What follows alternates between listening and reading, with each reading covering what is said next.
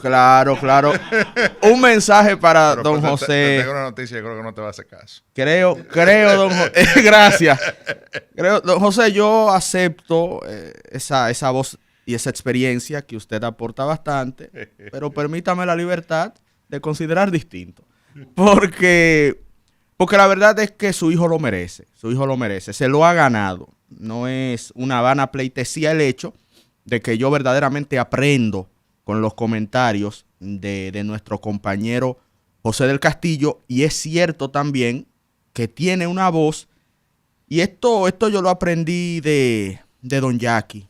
Don Jackie Núñez del Risco decía que hasta el tema de la voz, hasta el timbre de voz, puede hacer que un ser humano no te escuche. Y es su derecho. Hay personas que por el simple y mero acontecimiento de escuchar una voz que considera disonante, ya no le presta atención. Pero hay seres humanos que con el solo timbre de tu voz, tú captas su atención. José del Castillo tiene una voz que yo considero agradable, y cuando esa voz viene acompañada de datos veraces y de conocimiento, pues entonces genera mi atención. Nuestro compañero acá en el rumbo de la mañana, José del Castillo, Sabiñón. Cuando la palabra alumbra y deslumbra. Bueno, señores, hoy es martes, perdón, hoy es martes santo. Yo no sé si mis compañeros aludieron a ese hecho, pero es bueno explicar las razones de por qué se celebra este día dentro del marco del cronológico de la pasión y muerte de Jesucristo. Esta es una semana dedicada pues, a resaltar todos estos hechos que finalmente culminaron con el mayor sacrificio, ¿no?, del Hijo de Dios, que es su muerte para lavar el pecado de todos nosotros, ¿no? Y hoy es el día de la controversia, de conformidad con las Escrituras. El Evangelio de San Juan pues plantea que, bueno, se le llama a este día, a esta narración que hace San Juan de lo que ocurrió en el día de hoy, el día de la controversia, porque Jesús, en el día de hoy hay dos momentos. Uno se encuentra con Caifás, líder de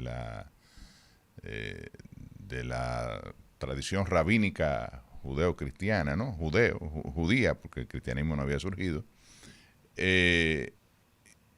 y líder de los fariseos, ¿no? Y se reúnen en el Sanedrín y, bueno, se da este intercambio entre Jesús, discusión, digamos, o cuestionamiento de si era el Hijo de Dios, de si no era el Hijo de Dios. Y uno de los temas en que se incurre, ya Jesús había visitado el templo y había tenido ese arranque de ira, ¿no?, con los mercaderes que allí se encontraban, y le pregunta a Caifás si no está de acuerdo con el tributo, ¿no?, a la iglesia. Y ahí esa frase famosa que se ha utilizado mucho, de a Dios lo que es de Dios y al César lo que es del César. Se dice que fue la primera vez que surgió la noción de impuestos. Es decir, a Dios, digamos, la adoración, el tributo, la vida espiritual, la vida cristiana enmarcada dentro de los parámetros. En ese momento, vuelvo y reitero, no había nacido la religión cristiana, pero ya la religión judía, y tenía las leyes que había, los 10 mandamientos, ¿verdad?, las leyes que había entregado Dios a Moisés en el Sinaí, ¿no?, para regir al pueblo judío, al pueblo hebreo, ¿no? Entonces, ese hecho. Y el otro es que Jesús pues señala ese día a los que lo van a traicionar. Por eso se llama el día de la controversia.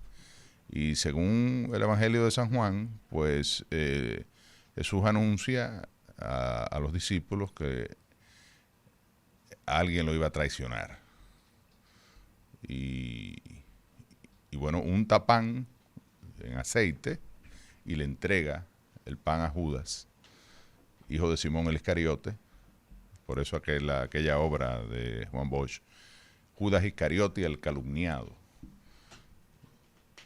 Y bueno, efectivamente, ya Judas, que era el tesorero del grupo, había recibido las monedas que pagaron precisamente los fariseos para que entregara a Jesús a los romanos.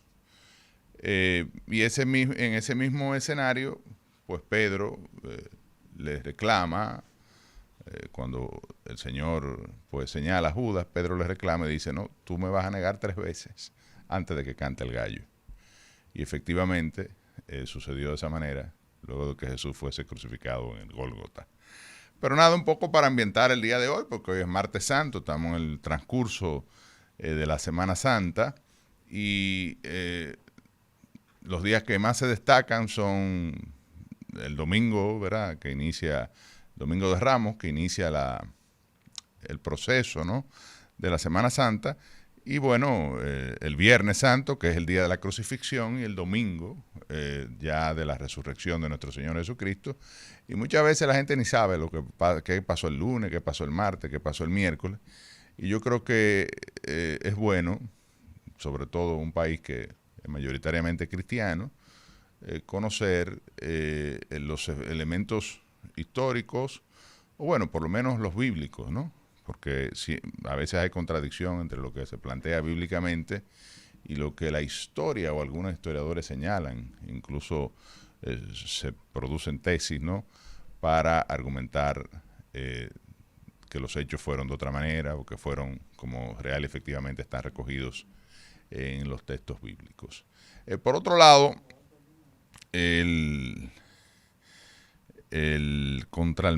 vicealmirante Lee Ballester, director general de Migración, ayer produjo una entrevista que fue reproducida el día de hoy en Diario Libre, los que quieran la pueden buscar, planteando que en los últimos años, en los últimos 4 años para ser exactos, del 2021 a esta parte, se han repatriado 1 millón de extranjeros ilegales, del cual el 99.9% pues son 99.999999 son haitianos. Y yo le diría al general, bueno, la operación fue un éxito, pero el paciente murió. Es decir, qué bueno que usted, según ha planteado, las estadísticas demuestran que han hecho su labor. Sin embargo, el efecto de esas repatriaciones ha sido, por lo menos no se percibe, o ha sido prácticamente nulo, porque el asunto es que la frontera se ha convertido en una puerta revolvente. Esa puerta giratoria que está presente en hoteles y restaurantes y malls, o sea, una puerta donde uno entra y si sigue caminando, sale. O sea, la frontera se ha convertido en un lugar donde tú llegas recoges el haitiano, lo monta en la camiona, como se dice popularmente, lo lleva al centro de detención de transición de Jaina, que creo que tengo entendido que ese es el procedimiento, y de ahí se montan en autobuses hacia los distintos puntos fronterizos, sobre todo Jimaní y Dajabón, que son los que más se utilizan. Y a partir de allí, bueno, y en Santiago hay otro centro de detención, hay varios, ¿no? Y a partir de allí, pues entonces se entregan a las autoridades haitianas al otro lado de la frontera. Pero ese tipo probablemente se queda por ahí mismo y en la noche vuelve y pasa. Es decir, eso es una noticia que yo no la diera. O sea, yo decir que hemos repatriado 1 millón de haitianos cuando incluso revela las incongruencias gubernamentales en las estadísticas, porque aquí ha dicho el director, ¿no? Y ha dicho primero no hay consistencia entre lo que se dice que se repatria y lo que él ha anunciado ayer, y luego el director del Instituto Nacional de las Migraciones ha dicho que aquí hay 400,000 extranjeros ilegales. Entonces, ¿cómo tú repatrías 1 millón? si solamente hay 400,000? Entonces, evidentemente, digo, claro, durante un plazo de 4 años, pero si aquí en la República Dominicana se han contabilizado que hay 400,000, como tú, entonces no hay haitianos en la calle. Bueno, pues déjeme decirle, general, o vicealmirante, que equivale a mayor general, que yo pasé en la Tiradentes, se está haciendo una construcción y yo paso mucho por ahí, que visito mucho un lugar, a los que me conocen saben dónde es, donde juego dominó ¿verdad? Y hablo con amigos. Y cuando yo miré para la construcción, primero pensé en Rafi Paz. Ya que no está aquí, tengo que mencionarlo, tengo que aprovechar. Mira, pensé en Rafi Paz, después vi Concho, pero la verdad que Rafi tiene razón. Eso ahí no hay un dominicano pegando un blog, ni empañetando, ni haciendo nada. Eso está lleno de haitianos ahí, parados en la acera de la avenida Tiradentes, ¿no? Ahí frente al pasadero de todo el mundo, incluso de la Policía Nacional. Mi papá, que ustedes, bueno, yo lo menciono, pero además ustedes han tenido a bien recibirlo en este espacio sin que él sin su presencia, ¿verdad? A través de sus comentarios y su cita, me hizo una historia que refleja esto, de un coquero haitiano que se para frente al supermercado nacional y cuando él llega, pues el tipo no lo deja porque él asumió el control de una parte de la calle donde pasa, que se supone que pasa el transporte público, es decir, la vía especial para las guaguas de la OMSA, ¿no? Y el tipo estaba repartiendo su coco y hay 2 agentes de la MEA ahí bebiendo coco de agua.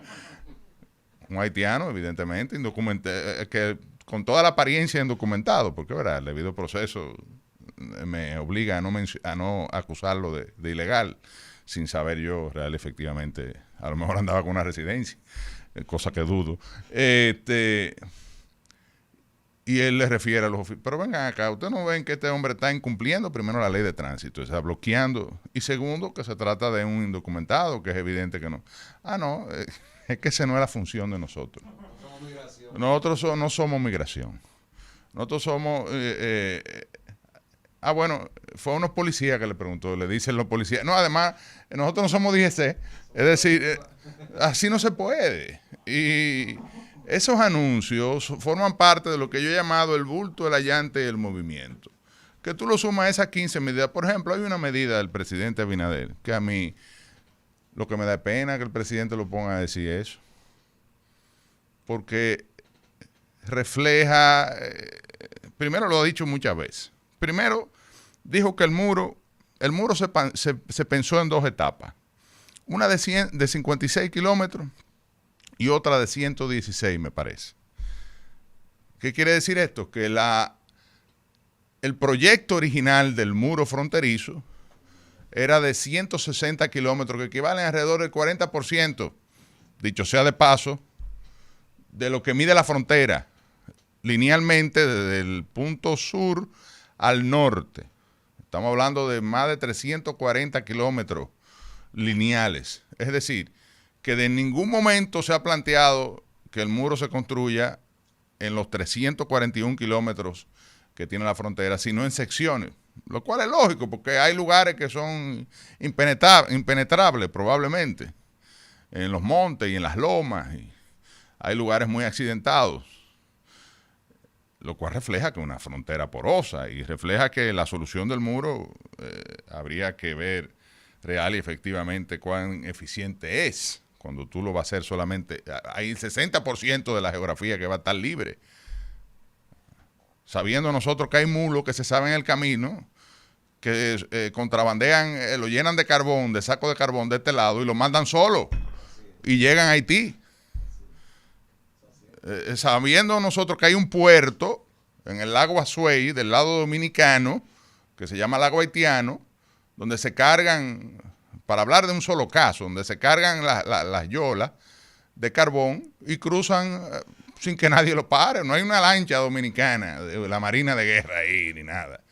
Ni una yola con 2 marinos para controlar ese tema. Y eso se ve desde el aire. El que se ha tenido la oportunidad de ir a Haití en helicóptero, que a mí me tocó como ministro ir varias veces y luego como director de Indotel, presidente de Indotel. Tú lo ves, hermano, lo ves ahí. Y tú me vas a decir a mí que las autoridades militares dominicanas no lo ven. No se dan cuenta. Todo esto es parte, porque eso es un negocio, lo del carbón, por eso lo señalo. Es parte de la complicidad que se da en la frontera. Entonces decir que este muro, que ahora se le van a agregar 13 kilómetros. Pero yo le pregunto al presidente, pero son adicionales a los 160 y tantos kilómetros que originalmente el proyecto tenía.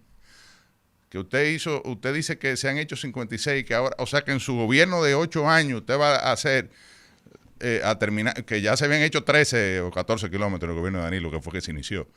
Usted no va a culminar ese proyecto, sino que la gran noticia es que se le van a agregar 13 kilómetros para solamente cubrir en esta gestión de gobierno del porcentaje de 40% del territorio fronterizo o de la línea fronteriza, cubrir un porcentaje mucho menor, de cerca del 20%, o alrededor del 20%, 25%.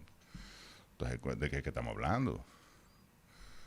¿Cuál es el gran logro de eso? Si usted ya tenía planteado en una segunda etapa construir 116 kilómetros, usted lo que me está diciendo es que me va a recortar el muro en 113 kilómetros porque solo va a construir 13 kilómetros adicionales. Eso es lo que usted le está anunciando al país. Entonces, yo me imagino que lo ponen, y que usted no se da cuenta. Entonces, es lamentable que eso ocurra y que se juegue con la inteligencia del dominicano. Aquí la gente cree que los demás son pendejos. O sea, que la gente no se da cuenta de estos detalles, que la gente no ve los anuncios anteriores, que no se da cuenta que muchos de estos anuncios se repiten y lo peor, que la mayoría de estas medidas que se anuncian no se cumplen. No se cumplen, y si se cumplen se hacen sin efectividad. El presidente anunció otra medida para dominicanizar el empleo. El incremento del salario de un 20% en zona franca y un 30% en el sector turístico. Pero al otro día, Adozona dijo, pero presidente, nosotros acordamos este año el Comité Nacional de Salario incrementar un 12% durante el año 2025 y un 8% el año entrante. O sea, esa medida ya está en vigor. Y no es verdad que porque se incrementen los salarios se va a nacionalizar el empleo. Es que hay oficios, sobre todo de bajo nivel técnico, que se hacen en condiciones duras, como es la actividad agrícola, y por ejemplo en zona franca, donde hay una presencia de mano de obra haitiana importante, es en la actividad agrícola que se produce en las denominadas zonas francas especiales, y en los empleos de bajo nivel técnico y de baja capacidad, porque los salarios son los mismos para todo el mundo, porque están establecidos a través del Consejo Nacional de Salario, el salario sectorizado para el sector de zonas francas. Ahí no es verdad que un haitiano gana menos que un dominicano, ni que un dominicano gana más que un haitiano, no es verdad. Lo que pasa es que la mano de obra agrícola, todo el mundo sabe, aquí hay un estudio del propio Instituto Nacional de Migraciones que yo mencionaba ahorita, que dirige Wilfredo Lozano, donde se establece que el 90% de la mano de obra agrícola del campo es haitiana,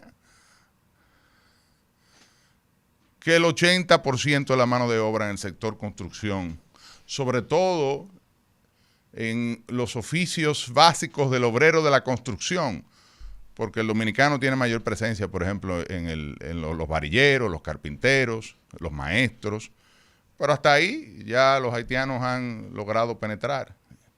Y se les paga lo mismo, compiten.